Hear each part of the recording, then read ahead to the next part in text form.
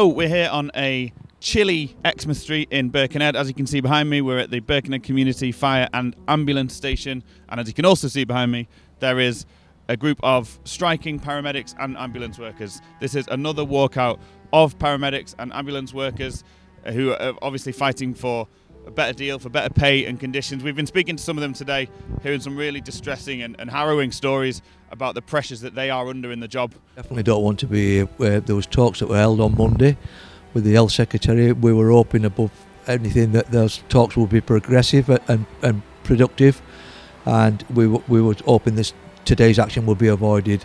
There's none of us want to be here today, none of us at all. It's a real heavy heart that we actually take this type of action.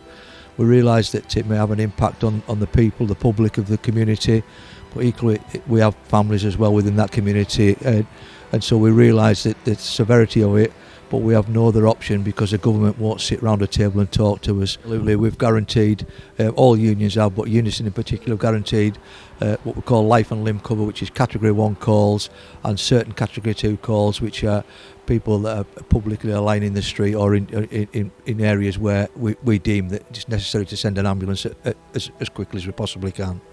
Can you just describe a little bit to us what it's been like in recent weeks and months and even years? I can. It's progressively got worse over the last few years.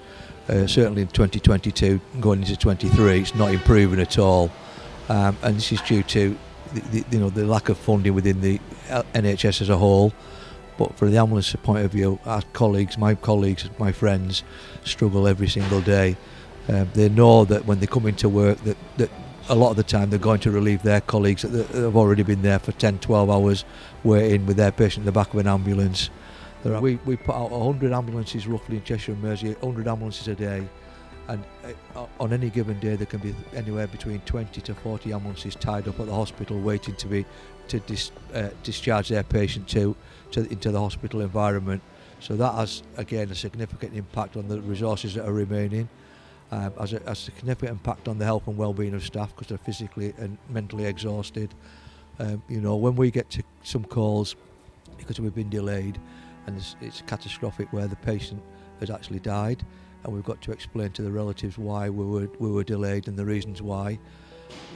What's that like to have to explain it? Because it's not your fault that you can't get there, but it must feel like that burden on you as well, because your job is to get there and get them to safety if you can, isn't it? Absolutely. Our paramount position is to make sure we maintain and support and promote recovery of any person we attend to. But sometimes we do get there and we find ourselves in that situation. Very distressing for the crew.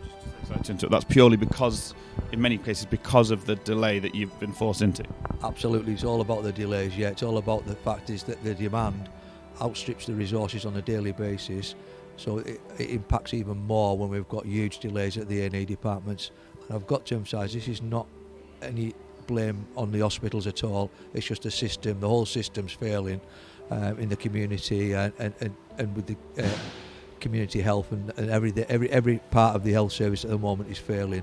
So it's an end-to-end issue, isn't it? If hospitals can't discharge people, then the beds don't become available, then people can't get the beds, then you guys can't hand over the patients. Would you say it's a kind of all-consuming crisis for the NHS? Absolutely, yeah. The social care has been decimated, so therefore there isn't the same availability out there in the community to discharge patients. The hospitals will tell you the same. They've got patients that are well enough to be discharged, but the facility isn't there to discharge them. So that has an impact right through the hospital, which then impacts on the ambulance service taking the patient to the hospital. And as I said before, they came into this job to look after patients and look after people, and that's their dedication in life to be able to do that.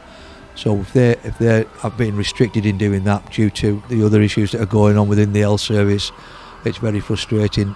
We know that's why we've got a problem with retention of staff. The staff are leaving in large numbers, experienced paramedics. People are struggling to get by. We have staff and colleagues that I know that struggle to even put petrol in the car before the end of the month to get to work.